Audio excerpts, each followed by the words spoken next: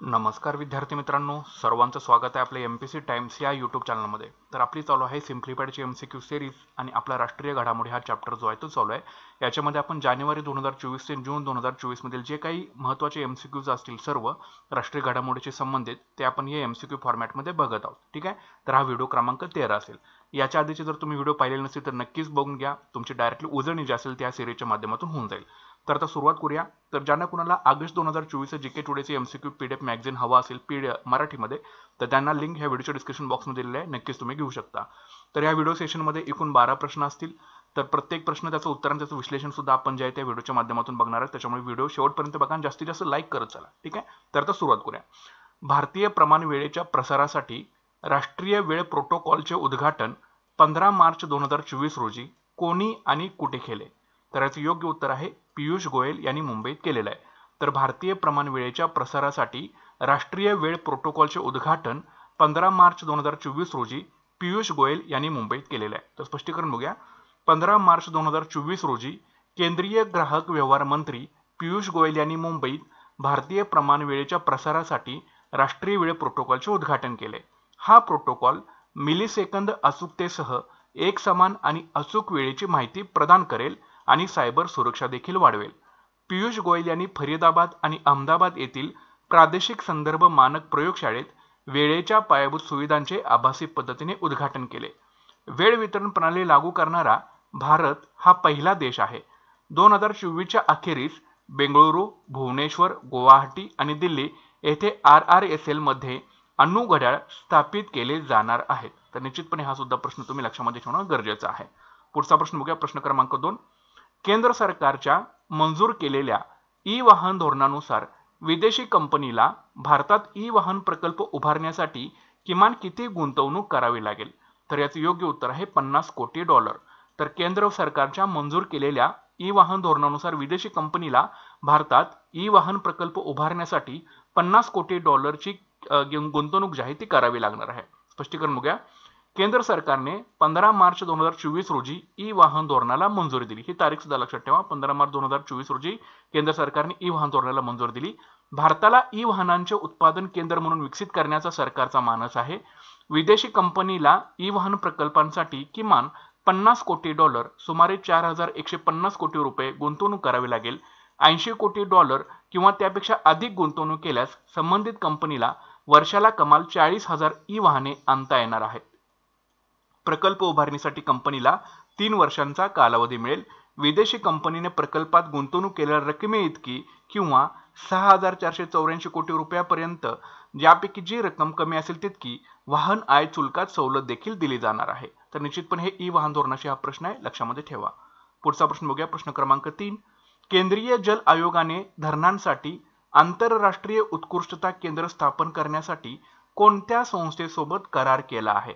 तर याचे योग्य उत्तर आहे IISc बंगळुरू सोबत। तर केंद्रीय जल आयोगाने धरणांसाठी आंतरराष्ट्रीय उत्कृष्टता केंद्र स्थापन करण्यासाठी IISc बंगळुरू या संस्थेसोबत करार केलेला आहे। स्पष्टीकरण बघूया।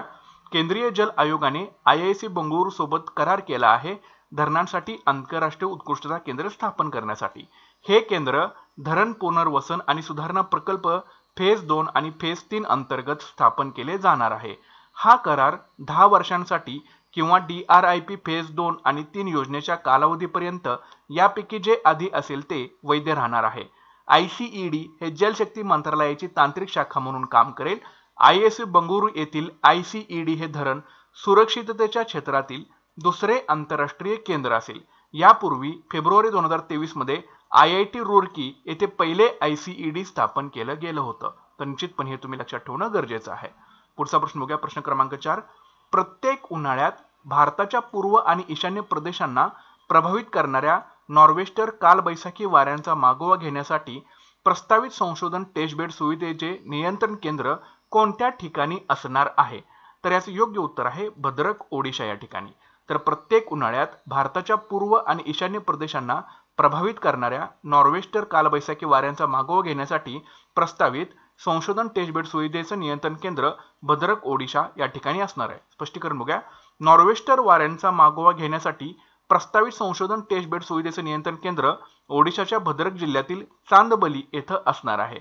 भारतीय हवामान विभाग भारतीय उष्णकटिबंधीय हवामानशास्त्र संस्था पुणे आणि national centre for medium range weather forecasting Delhi यांनी संयुक्तपणे ही सुविधा विकसित करणार आहेत। या प्रस्तावित सुविधेमध्ये पश्चिम बंगाल, ओडिशा आणि झारखंडला लागून असलेल्या मोठ्या क्षेत्रांचा समावेश असेल। नॉर्वेस्टर वाऱ्यांना आसाममध्ये बारडोली छेना या नावाने देखील ओळखलं जातं। तर निश्चितपणे हा प्रश्न लक्षात ठेवा। पुढचा प्रश्न बघूया, प्रश्न क्रमांक 5। दूरसंचार विभागाच्या सर्वेक्षणाचे मुख्य उद्दिष्ट काय आहे? तर याचे योग्य उत्तर आहे MSMEsना नवीन तंत्रज्ञानाशी जुळवून घेताना भेडसावणारी आव्हाने ओळखणे। तर दूरसंचार विभागाच्या सर्वेक्षणाचे मुख्य उद्दिष्ट आहे MSMEsना नवीन तंत्रज्ञानाशी जुळवून घेताना भेडसावणारी आव्हाने ओळखणे। स्पष्टीकरण बघूया, दूरसंचार विभागाने सूक्ष्म, लघु आणि मध्यम उद्योगांना म्हणजे MSMEsना नवीन तंत्रज्ञानाशी जुळवून घेताना भेडसावणारी आव्हाने ओळखण्यासाठी आणि त्यांचे निराकरण करण्यासाठी एक व्यापक सर्वेक्षण सुरू केलं आहे।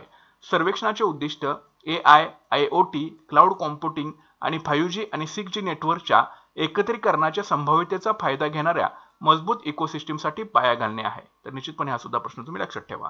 पुढचा प्रश्न बघूया, प्रश्न क्रमांक 6। राष्ट्रीय ई पुस्तकालयाच्या डिजिटल लायब्ररी प्लॅटफॉर्मसाठी कोणत्या संस्थेसोबत सामंजस्य करार करण्यात आला आहे? तर याचे योग्य उत्तर आहे नॅशनल बुक ट्रस्ट। तर राष्ट्रीय ई पुस्तकालयाच्या डिजिटल लायब्ररी प्लॅटफॉर्मसाठी नॅशनल बुक ट्रस्ट संस्थेसोबत सामंजस्य करार हा करण्यात आलेला आहे। स्पष्टीकरण बघूया, शिक्षण मंत्रालयाच्या शालेय शिक्षण विभागाने राष्ट्रीय ई पुस्तकालय या डिजिटल लायब्ररी प्लॅटफॉर्मसाठी नॅशनल बुक ट्रस्ट सोबत सामंजस्य करार केलेला आहे। या सहयोगाचा उद्देश संपूर्ण भारतातील मुले आणि किशोरवयीन मुलांसाठी गैर शैक्षणिक पुस्तकांची सुलभता वाढवणे आहे। पुढील 2-3 वर्षात 100हून अधिक भाषांमध्ये 10,000 पुस्तके प्रदान करून अनेक राज्यांसाठी लास्ट माइल प्रवेशयोग्यता समस्येचे निराकरण करण्याचं डिजिटल लायब्ररीचं उद्दिष्ट आहे। तर निश्चितपणे हा सुद्धा प्रश्न तुम्ही लक्षात ठेवणं गरजेचं आहे। पुढचा प्रश्न बघूया, प्रश्न क्रमांक 7। IATA ची वार्षिक सर्वसाधारण सभा 2025 मध्ये भारतात कोठे होणार आहे? तर याचे योग्य उत्तर आहे दिल्ली। तर IATA ची वार्षिक सर्वसाधारण सभा 2025 मध्ये दिल्ली या ठिकाणी होणार आहे। स्पष्टीकरण बघूया, 2025 मध्ये आंतरराष्ट्रीय हवाई वाहतूक संघटनेची म्हणजे IATA ची वार्षिक सर्वसाधारण सभा ही दिल्ली येथे होणार आहे। 8 ते 10 जून 2025 दरम्यान दिल्ली येथे होणाऱ्या AGM आणि जागतिक हवाई वाहतूक शिखर परिषदेची इंडिगो ही होस्ट एअरलाइन असेल। भारत 42 वर्षाच्या अंतरानंतर 2025 मध्ये आंतरराष्ट्रीय हवाई वाहतूक संघटनेची वार्षिक सर्वसाधारण सभा आयोजित करणार आहे। 1958 आणि 1983 नंतर तिसऱ्यांदा ही बैठक दिल्लीत होणार आहे। तर निश्चितपणे हे सुद्धा प्रश्न तुम्ही लक्षामध्ये ठेवणं गरजेचं आहे। पुढचा प्रश्न बघूया, प्रश्न क्रमांक 8। नोकियाने वाहतूक आणि लॉजिस्टिक क्षेत्रातील 5G आणि 6G संप्रेरणाशी संबंधित संयुक्त संशोधनासाठी कोणत्या विद्यापीठासोबत करार केला आहे? तर याचे योग्य उत्तर आहे गतिशक्ती विद्यापीठ वडोदरा। तर नोकियाने वाहतूक आणि लॉजिस्टिक क्षेत्रातील 5G आणि 6G संप्रेरणाशी संबंधित संयुक्त संशोधनासाठी गतिशक्ती विद्यापीठ वडोदरा या विद्यापीठासोबत करार केलेला आहे। स्पष्टीकरण बघूया, नोकियाने 3 जून 2024 रोजी गतिशक्ती विद्यापीठासोबत वाहतूक आणि लॉजिस्टिक क्षेत्रातील 5G आणि 6G संप्रेरणाशी संबंधित संयुक्त संशोधन करण्यासाठी करार केला आहे। गतिशक्ती विद्यापीठ हे वडोदरा येथे 2022 मध्ये स्थापन करण्यात आले। अश्विनी वैष्णव हे या विद्यापीठाचे पहिले कुलगुरू आहेत आणि या विद्यापीठाने राष्ट्रीय रेल्वे आणि वाहतूक संस्थेची NRTI ची जागा घेतलेली आहे। तर हा सुद्धा प्रश्न लक्षात ठेवा। पुढचा प्रश्न बघूया, प्रश्न क्रमांक 9। आसाममध्ये कोणत्या जिल्ह्यात नवीन भारतीय व्यवस्थापन संस्थेची स्थापना करण्यास मंजुरी मिळाली आहे? तर याचे योग्य उत्तर आहे कामरूप। आसाममध्ये कामरूप या जिल्ह्यामध्ये नवीन भारतीय व्यवस्थापन संस्थेची म्हणजे IIM ची स्थापना करण्यास मंजुरी मिळालेली आहे। स्पष्टीकरण बघूया, केंद्र सरकारने आसाममधील कामरूप जिल्ह्यातील मराभिता येथे भारतीय व्यवस्थापन संस्थेची स्थापना करण्यास मंजुरी दिली आहे। IIM अहमदाबादला नवीन IIM साठी मार्गदर्शक संस्था म्हणून नियुक्त केले गेलेले आहे। देशभरातील 21 IIM पैकी फक्त एक IIM शिलाँग ईशान्य भारतामध्ये आहे। तर निश्चितपणे हा सुद्धा प्रश्न तुम्ही लक्षात ठेवणं गरजेचं आहे। पुढचा प्रश्न बघूया, प्रश्न क्रमांक 10। अलीकडेच दिल्लीतील पुराणा किल्ला कोणत्या समूहाला अडॉप्ट अ हेरिटेज योजनेअंतर्गत सुपूर्द करण्यात आलेला आहे? तर याचे योग्य उत्तर आहे दालमिया ग्रुप। तर अलीकडेच दिल्लीतील पुराणा किल्ला या दालमिया ग्रुप समूहाला अडॉप्ट अ हेरिटेज योजनेअंतर्गत सुपूर्द करण्यात आलेला आहे। स्पष्टीकरण बघूया, दिल्लीतील पुराणा किल्ला अलीकडेच दालमिया ग्रुपच्या सभ्यता फाउंडेशनला पर्यटन मंत्रालयाच्या अडॉप्ट अ हेरिटेज योजनेअंतर्गत सुपूर्द करण्यात आलेला आहे। हा किल्ला यमुना नदीच्या काठावर बांधलेल्या सर्वात जुन्या किल्ल्यापैकी एक आहे आणि किल्ला एक कोहना म्हणून देखील ओळखला जातो. हा पुराणा किल्ला यमुना नदीच्या काठावर आहे, त्याला किल्ला एक कोहना म्हणून देखील ओळखलं जातं. हुमायून आणि शेरशाह सुरी यांच्या नेतृत्वाखाली बांधलेला हा किल्ला इस्लामिक आणि हिंदू वास्तुकलेचे मिश्रण प्रतिबिंबित करतो. हुमायून आणि शेरशाह सुरी यांच्या नेतृत्वाखाली बांधलेला हा पुराणा किल्ला इस्लामिक आणि हिंदू वास्तुकलेचे मिश्रण काय करतो? प्रतिबिंबित करतो. लक्षात ठेवा. पुढचा प्रश्न बघूया. प्रश्न क्रमांक 11. जागतिक तंबाखू विरोधी दिन 2024 साजरा करण्यासाठी कोणाला तंबाखू नियंत्रणासाठी ब्रँड अँबॅसेडर म्हणून नियुक्त करण्यात आलेला आहे? तर याचे योग्य उत्तर आहे पी.व्ही. सिंधू. तर जागतिक तंबाखू विरोधी दिन 2024 साजरा करण्यासाठी पी.व्ही. सिंधूला तंबाखू नियंत्रणासाठी ब्रँड अँबॅसेडर म्हणून नियुक्त करण्यात आलेला आहे. तर स्पष्टीकरण बघूया. केंद्रीय आरोग्य आणि कुटुंब कल्याण मंत्रालयाने जागतिक तंबाखू विरोधी दिन 2024 साजरा करण्यासाठी बॅडमिंटनपटू पी.व्ही. सिंधूला तंबाखू नियंत्रणासाठी ब्रँड अँबॅसेडर म्हणून नियुक्त केले. या उपक्रमाचा उद्देश तरुण मुले आणि तरुणांना तंबाखूपासून दूर राहण्यास प्रवृत्त करणे अशा स्वरूपाचा आहे. ठीक आहे. पुढचा प्रश्न बघूया. विवेकानंद रॉक मेमोरियल कोणत्या ठिकाणी स्थित आहे? तर याचे योग्य उत्तर आहे कन्याकुमारी. तर विवेकानंद रॉक मेमोरियल कन्याकुमारी या ठिकाणी स्थित आहे. स्पष्टीकरण बघा. विवेकानंद रॉक मेमोरियल कन्याकुमारी येथे स्थित आहे आणि 1970 मध्ये स्वामी विवेकानंदांच्या सन्मानार्थ बांधलेला आहे. येथे बंगालचा उपसागर, हिंदी महासागर, अरबी समुद्र एकत्र येतात आणि विवेकानंदांची कास्य मूर्ती देखील आहे. तेथे श्रीपाद मंडपम आणि विवेकानंद मंडपम आणि विवेकानंदांची कास्य मूर्ती देखील आहे. तर निश्चितपणे हा सुद्धा प्रश्न तुम्ही लक्षामध्ये ठेवणं गरजेचं आहे. तर अशा प्रकारचे हे एकूण 12 प्रश्न आहेत. जर तुम्हाला जीके टूडच्या पीडीएफ मराठीमध्ये हवे असतील जानेवारी 23 पासून ऑगस्ट 2024 तर त्याची सगळ्यांची लिंक तुम्हाला व्हिडिओच्या डिस्क्रिप्शन बॉक्समध्ये दिलेली आहे. जाऊन नक्कीच घ्या. वेळ घालवू नका. एमसीक्यू डायरेक्टली पाठ करायला सुरुवात करा आणि चॅनल आपलं सर्वांनी सबस्क्राईब करून घ्या. चॅनलवरती सिरीज आहे ते कंटिन्यू राहील.